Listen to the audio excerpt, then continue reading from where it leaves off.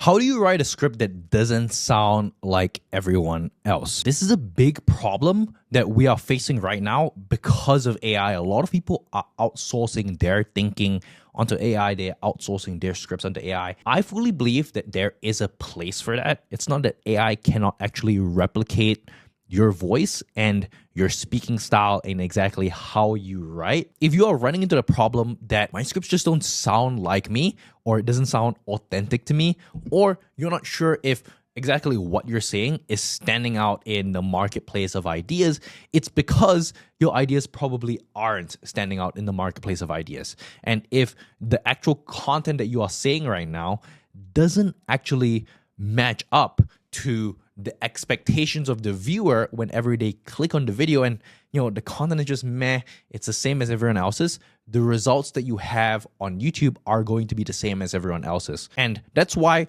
with my YouTube script writing approach, that we had at our agency, it's an insights-based marketing approach. And what that specifically means is that we extract insights from our clients and then we turn that into YouTube videos. And that's exactly my approach to making my own YouTube videos. That's why I think I've seen relatively good amount of success.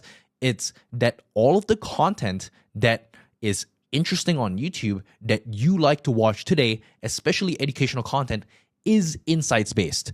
So for example, Alex Hormozi, who's currently one of the biggest creators, his content is insights based because he goes ahead and runs all of these different businesses right inside of his portfolio, and then he goes out, takes the main learnings, and creates content out of it. That is an insights based approach, right? And if you don't take an insights based approach and you take a value based approach, the problem with a value based approach is that value is commoditized right now, right? If people want information, they go onto YouTube and they watch any YouTube video and it's all going to sound the same. Or if they want information right now, everyone just goes onto ChatGPT or onto Claude to get their questions answered. So the stuff that you talk about on YouTube inside of your YouTube script has to be different from what people can just source online. And ideally, this is specific information that when they go and search ChatGPT or Google is wrong, or it has to be specific opinions that you have, right? So these could be opinions about certain market trends, where you believe that the market is headed. That is something AI has a hard time predicting, especially if you're in like a niche bubble. So you want to think about it, okay, from an insights-based perspective, where do I think that the specific industry or a specific market is moving? And you can make comments on that. That is considered to be insight-based.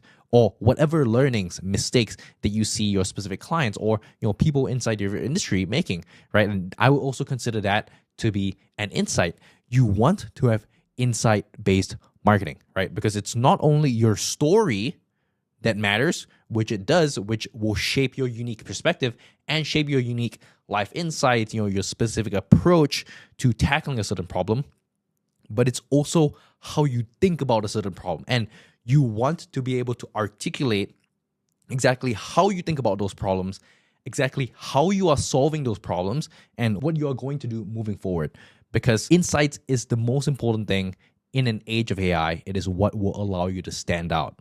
That's why in terms of content formats, we have seen stuff like live breakdowns absolutely crushing, right? For example, majority of business videos right now are them and on a podcast with a student or a friend or someone that they are helping and actively breaking down their business. That is an insights-based approach, right? That is something that Claude or ChatGPT will never be able to replicate, right? You actually showing your thought process, and this insights-based approach is super duper useful, especially if you run a business. Content like that is easy to make because it is taking what you have existingly learned, any of your existing learnings, and turning that into content. It's not creating anything new, which is a great way to think about it. And if you are doing entertainment content, so for example, if you're doing a documentary storytelling, an insights-based approach is also important because you need to inject some sort of personality into the content. So let's say you are telling a documentary about the world's most wanted hacker, right? And as of right now, stories are being told at a great level. You can source all of these different stories, all these, let's say, real stories on ChatGPT, on Perplexity, on Claude, and people are making AI versions of these stories.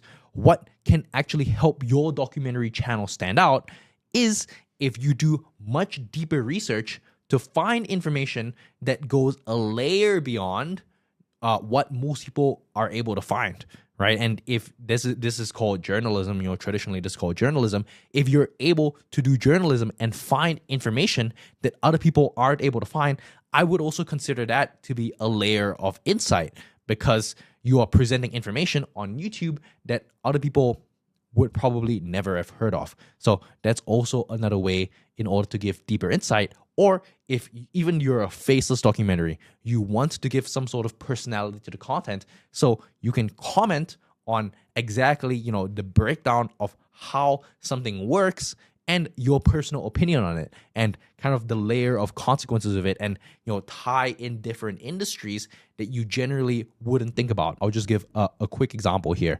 So if I'm talking about YouTube psychology, right, and exactly what makes people watch, and I wouldn't just talk about it from the breakdown of a YouTube video's perspective.